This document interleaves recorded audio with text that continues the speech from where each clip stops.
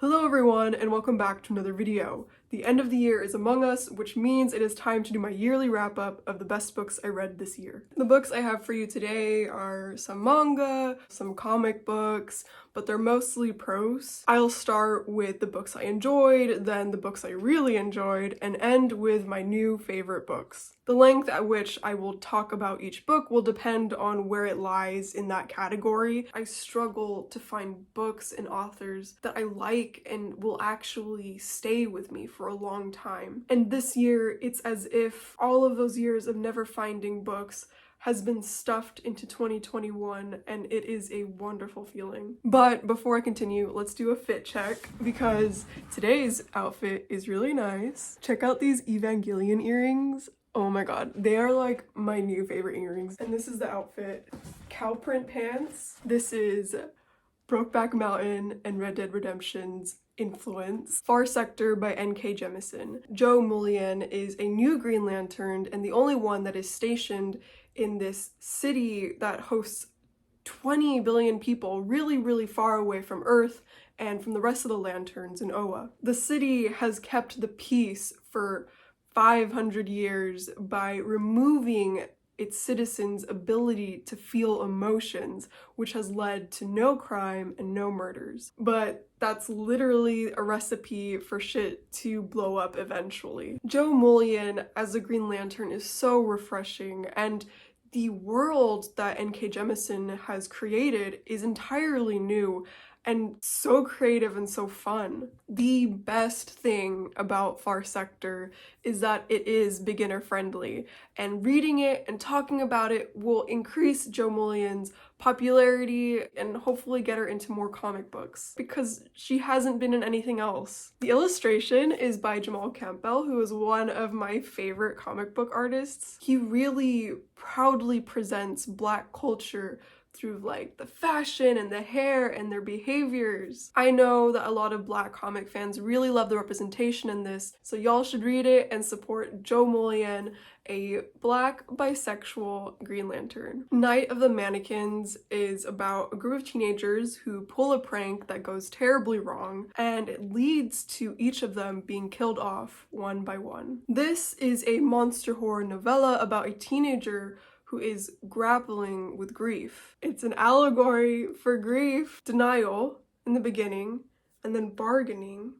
What are the 5 stages? Oh my god, wait. I need to reread this book so that I can identify the specific stages of grief. But I think from start to finish, this is the 5 stages of grief. Holy shit. And I just noticed it right now. A lot of horror has to do with grief. And as someone who has not experienced that level of grief, a lot of that stuff like flies over my head, so this is like a really big revelation for me. Out of everything, including the horror, the highlight of this book was the narration.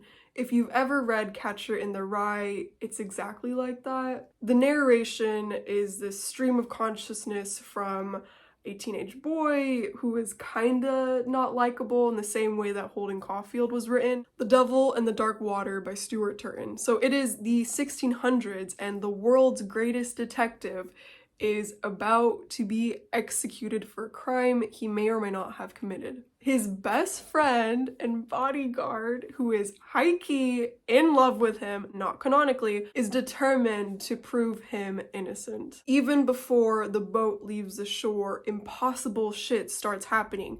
Stuff that the passengers believe is from the devil. They have the world's greatest detective on the boat, but he's locked away in a cell. So it is up to the remaining passengers to solve the mysteries and the murders. After reading Stuart Turton's books, he is an author I really like and intend to keep an eye on. But I have a lot of problems with this book. I love the buildup of the mystery, and the characters are so charming and fun, more so than his first book. The dynamic between Arendt and Sarah, the 2 main characters, is really great, and I really wish that it wasn't a forced romance between them, especially because Arendt is so obviously in love with his friend Sammy Pipps, the detective. Arendt, anytime he talks about Samuel, he speaks like he is in love with this man. I swear to God, aunt was like, I lost faith in this world and the people in it. I just thought nobody was good and life had no meaning. And then I met Samuel Pepys and he's and I found purpose in my life. And I'm like, bro, what the fuck is happening? Samuel Pepys is the light of his life. He's like an untouchable god. I swear to God, he even said, like, Samuel Pepys is like my religion. And I was like, stop. It is the most gay shit I have ever read. Stuart Turton, if you release another book and you pull that shit with me again, I'm gonna be so mad at you. What I didn't like about this book is that Stuart Turton was not able to conclude it well. It was a messy conclusion that didn't seem realistic and wasn't well paced. The River of Teeth duology by Sarah Gailey. The moment I read the concept of this book, I knew I wanted to read it. In the early 20th century, the US government proposed a plan to import hippos to be bred and slaughtered as an alternative meat source because there was a meat shortage. How funny is it that Tender is the Flesh and the River of Teeth duology are both about meat shortages? Obviously, this was not the solution that the US government chose, but Sarah Gailey takes this idea and presents an alternative universe in which our government actually did this. The story itself is about a group of mercenary hippo wranglers who go to a bayou in Louisiana to get rid of feral hippos. I really have a problem feeling a connection to characters in novellas. I think that novellas are just too short for me to get that emotional attachment, but this is the first time that I felt that. I love the balanced companionship between the characters because it's not found family dynamic. I think a lot of stories jump the gun and force the characters to have that dynamic right off the bat, but it's not like realistic and it doesn't evolve organically. And I think that Sarah Gailey did a pretty decent job at this. I love the world of this duology. It has major Red Dead Redemption 2 vibes. Okay, like basically the same time period. Bayous, Louisiana, mercenaries, companionship, gunslingers, money, revenge. I mean, it's literally Red Dead 2. It's just hippos instead of horses. And also they have a non-binary character, which Red Dead would be too chicken to do. Sarah Gailey, if you decided to do a spin-off of this world, I would hop on that so quickly. I will give you so much money. Please, I am desperate. Beastars by Paru, Itagaki. Beastars is a manga that you can read willingly. This is a world where humanoid animals live in a modern society. The main focus of the story is Legoshi, a gray wolf who is very shy and timid, and it focuses on his relationship with other students, especially the school's drama club. There is a very fragile peace between the herbivores and the carnivores, and it is disrupted when one of the alpaca students in the drama club is murdered and devoured. This manga is very questionable, not because furries, because there's nothing wrong with furries. This manga is questionable because it is a very formulaic manga, and I'm not saying there's anything wrong with liking the formula. It's just that the formula has normalized minors doing things that minors should not be doing. And yes, I am talking about sexual content. It's not a lot, but when it's there, it's like, what the fuck? Without spoiling the story, I thought it was gonna be mostly about the murder and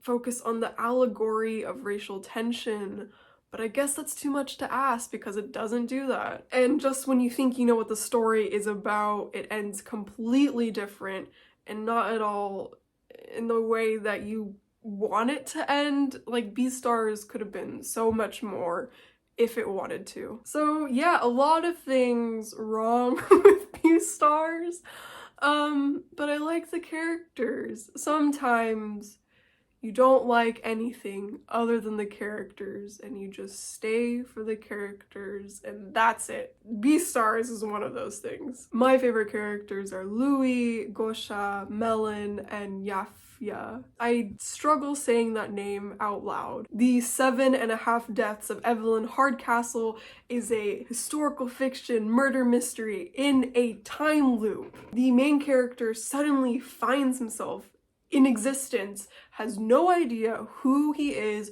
or where he is. All he knows is that Evelyn Hardcastle is going to die and he has 8 days to prevent it. Except he is stuck in a time loop, and every time he wakes up, it's in a different body. I really love Stuart Turton and how he writes world building. Like, honestly, if his story is a flop, that's okay with me because I'm usually so satisfied with the way he creates and builds his world. Stuart Turton pays attention to the natural instincts and physical history of each body because the main character is not just inhabiting the body, but he is sharing it with its original host. And so each body functions differently, and they all have different relationships with people, and how Stuart Turton navigates all of that is so fascinating. The story is a chaotically organized mess of memories that aren't your own, and experiencing events of the same day out of order through different perspectives, and trying to organize and use that information in a way that will help you solve a murder. And being confused with the main character in this way is such a joy and unique experience. I thought the mystery was good, but I'm not one to talk because I have never read a mystery in my goddamn life. This Thing Between Us by Gus Moreno. Thiago's wife has died. Why her death is so significant that it catches media attention. You will find out what happened before her death that led Thiago to think that their life was in danger. You will also find out on your own. That is the best way I can tell you the summary without giving too much away. This is another story that uses horror as an allegory for grief. Gus Moreno's writing really speaks to me, and the rage, the guilt, the loneliness of grief is so suffocating. The emotions of Thiago and how he navigates his grief and moments of detachment, it's so great. Gus Moreno knows what aspects of grief to focus on without overdoing it. There are parts of this book, particularly the ending, that I don't understand, and I think that is simply because I have not experienced a certain level of grief that would allow me to empathize with what is happening in the book. Tender is the Flesh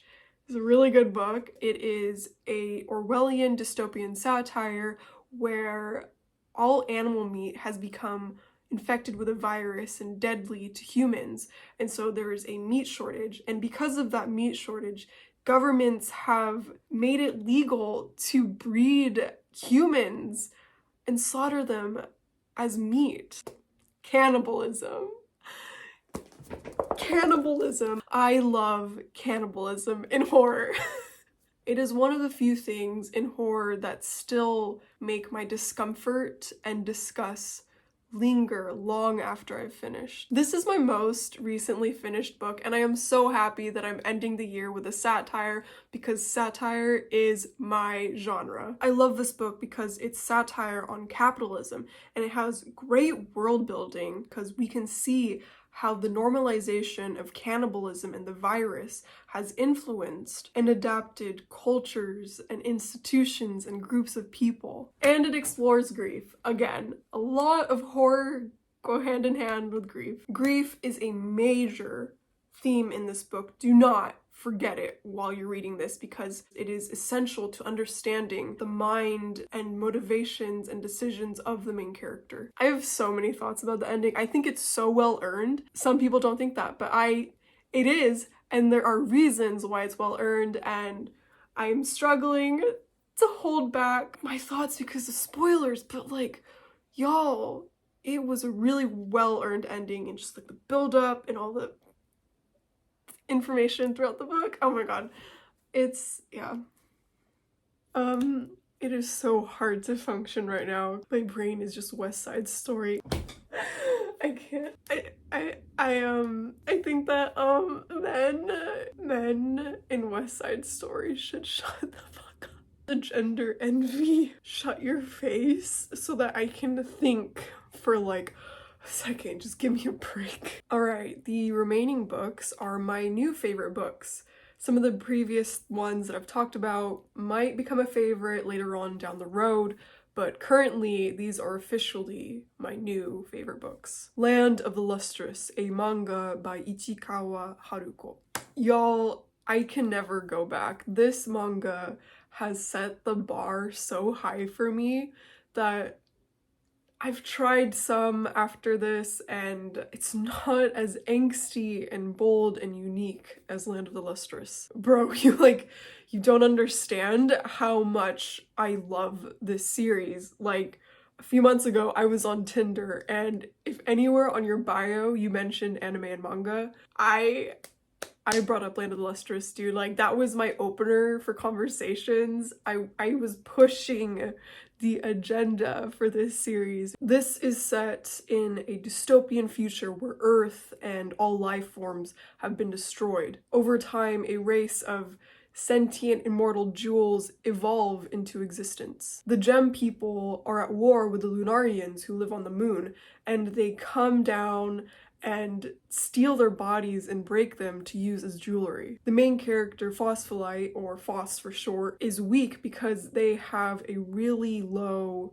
gem hardness. Because of this, everyone thinks of him as useless and give him the task of recording the history of the world and the gems. This task becomes a gateway for Phos to question their existence. Who are the gem people? Where do they come from? Who is their sensei? What is their history? Why are they hiding it from the gems?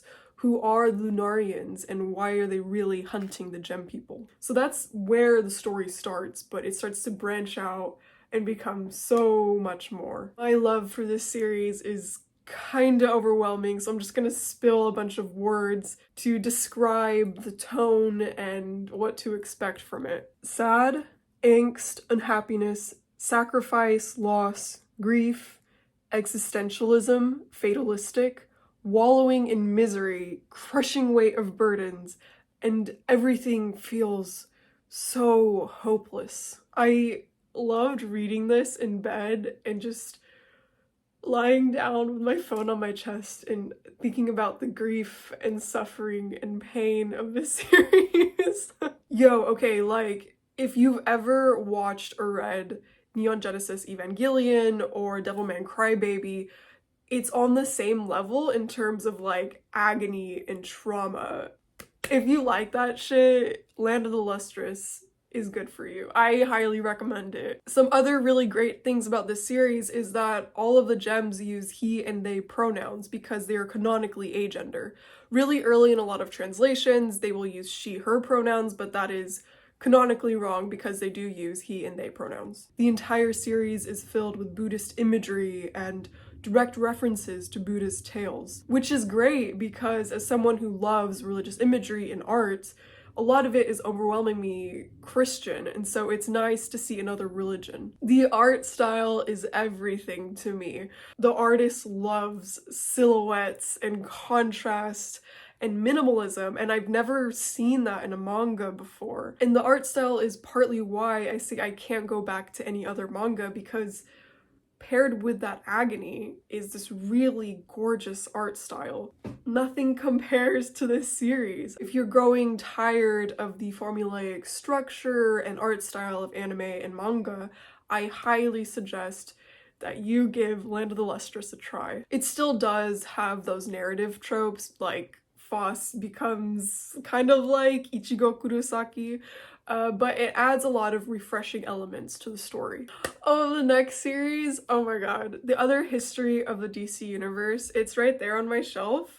It always has a glare though because I refuse to take the plastic off. I don't want it to get any grease or anything on it. The Other History of the DC Universe is by far one of the best satirical comics I have ever read. The satire is on par with Watchmen, which is why I always keep it right next to my Watchmen comic. It is genuinely one of the best comic books of this decade, and it's a damn shame that it's not more popular. And this is the third issue that I bought. It has Katana on the cover. As much as I love this comic book, it's not beginner friendly, which is partly why I won't be talking about it in depth. If you're not familiar with these heroes or the history and timeline of the DC universe or comic book tropes, then the satire is not gonna land as hard as it's intended. It takes the entire history of the DC universe and reframes it through the perspective of these heroes of color, and also integrates real-world history. What I mean by that is that the author takes real-world historical events and politics and societal reactions in the culture revolving around these heroes of color and weaves it together with DC's comic history. John Ridley simultaneously captures the rage and unjust experiences these heroes have endured in canon, and points out the racism within the industry and the people who wrote them. The other history of the DC universe is a direct critique of the lack of meaningful representation with heroes of color from their inception to the representation today. And it's fucking incredible, and it's one of my favorite books ever, and it's why I leave it on display on my shelf. Oh my god, also the art style. It's the old comic book art style, you know, like Watchmen. I don't know, is that like the 80s, 70s? Into the Drowning Deep by Mira Grant. Otter Goddess is a cruise ship that sailed to the Mariana Trench to film a mockumentary on mermaids, and it was lost at sea. Despite footage and dozens of deaths, the tragedy of the Otter Goddess is believed to be the world's biggest hoax. 7 years later, a new crew has been assembled to sail out to the Mariana Trench and find out what really happened to the Otter Goddess. The pacing of the horror is so wonderful, except for like the last 3 chapters of the book, but I choose to ignore it simply because the rest of the book, it's too good. I accept the bad ending because I really love this book. Also, I love the way Mira Grant writes her characters and how she world builds through them. Like, she is an incredible fucking writer. The first maybe 50 chapters takes place in 3 cities in California, and it was so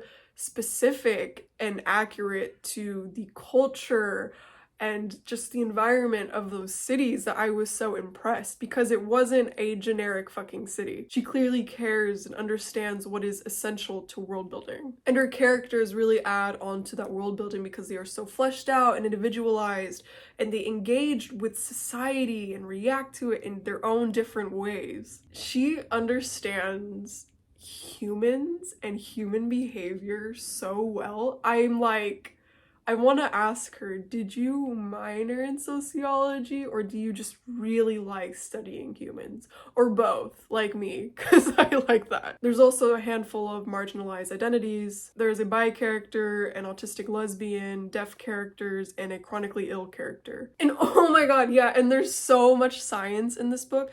It's not like a science info dump. She finds a way to relevantly integrate that in her story. The way their characters do things with science and how it's like woven into the story and it's relevant. It's so amazing. I'm currently reading Middle Game, which is written under her other pen name, and like, dude, this shit's so fucking good. I'm like going through it super fast. Yeah, dude, this woman is so fucking good at writing. Rolling in the Deep is the short story prequel when the Otter Goddess sails off to the Mariana Trench to film the mockumentary. Short stories are meant to add on to the world building and the lore. It shouldn't be a necessity for your audience to read. But in this case, it includes vital information for the conclusion of Into the Drowning Deep. I personally don't think that's right, and I don't want to recommend that you read this short story first, but it also Rolling in the Deep was published first as a short story, and then Into the Drowning Deep was released, so like maybe it was intended, but also I didn't know that. If I had read the short story first, I think I might feel differently about the book. Yeah, it's complicated. I have mixed feelings about the setup of this series and the conclusion of Into the Drowning Deep. Jurassic Park. I am just so astonished by the intensity of dialogue for capitalism. This book is wonderful. Please read it. It's so tiny and so short. You will enjoy it, I promise. I'm sure everyone knows what the synopsis is, but in case you don't, a select group of academics are selected to tour a private isolated island. What they don't know is that the people on the island have discovered a way to clone and create living dinosaurs. Jurassic Park is a fucking classic, and I was adverse to this book because I think that classics are overhyped and do not deserve it, but this classic does. It's honestly not even a book about dinosaurs. I mean, like, it is, but it's not the main point. It's mostly critical discourse about power and capitalism and progress and morals, existentialism, philosophy, and the politics of first contact. Like in the movies, Contact and Man of Steel and Batman vs. Superman, the Ultimate Edition. If you liked the atmosphere and the monster horror and that one scene with political dialogue, you will absolutely adore the book because it expands by tenfold. Just know that the philosophical questions and politics in this book are paralleled beat by beat in Batman v Superman the Ultimate Edition. And if I am putting this book on the same level as my all-time favorite movie, this is like the highest compliment I could give any book. Oh my god. The last book is Dark Matter by Blake Crouch. This book makes me feel things. Put West Side Story on hold because it's time for me to fawn over this book. Are you happy with your life? Those are the last words Jason hears before the masked abductor knocks him unconscious. When he wakes up, Jason's life is not the one that he knows. His wife isn't his wife, his son doesn't exist. What's going on? Is what he remembers a dream? How does he get back to them? Dark Matter is a non-satirical and happy book, which is very surprising for me, especially because it's so high on my list. It may not have the agony and political depth that all of my favorite things have, but it is just a joyful sci-fi about a man who loves his wife. Not just any happy couple. No. Jason is that character archetype where he purely loves and supports his wife. Like, his love for her is his motivational drive, his everything. Like, do you know what I'm talking about? It's a very specific archetype for a man, and it is beautiful. Once I get more people to read Dark Matter, I'm gonna start a trend where we put like Dark Matter AUs for a bunch of pairings. Like, there's so much potential with a Dark Matter AU, like Dark Matter AU. Batman is Jason, Superman's Daniela. And then he just the I can't. This man loves his wife and he just wants to be with her. He loves her. Bro, I'm gonna lose my shit. I'm gonna go fucking feral. The story itself, it's a sci-fi and it's very complicated, but surprisingly well explained and really easy to breeze through, but don't read it too fast. I want y'all to read it at a leisure pace and just absorb his love for his wife and just think about it, because it's really easy to read, super easy to breeze through. Not a lot of words. It's a good book. It's a good book. And that was all of the books that I have for y'all. It makes me really happy. I haven't had this long of a list for the best books I've read in a year in a really long time. And that is the end of this video. Thank you so much for watching. I hope you enjoyed it. Please consider liking and subscribing to my channel. It really helps me out as a small artist. As a friendly reminder, drink some water and stretch your body, and I will catch you all in the next video.